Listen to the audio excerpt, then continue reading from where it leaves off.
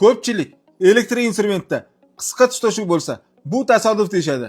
Aslida buni aniq sababi bor. Ko'ramiz. Eng ko'p uchraydigan sabab kabelga mayda shikast yetishishi. Afsuski, buni ko'pincha sezmay qolamiz. Ikkinchi omili namlik. Namlik instrumentda kontaktlarni qisqa tutashuvga olib keladi. Metal yoki qurilish changi motor ichiga kirgan bo'lsa, vaqt o'tib qisqa tutashuvga olib keladi. Akkumulyatordagi instrumentdagi muammo esa ifloslangan kontaktlar va nosoz zaryadkalar orqali kelib chiqadi. Arzon, yupqa simli udilitel ham xavf tug'diradi.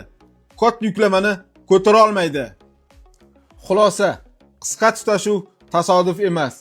Tozalik, quruqlik va simga e'tibor instrumentingizni eng yaxshi himoyasi. Sizlarga foydali bo'ldimi? Like va podpiska bosing.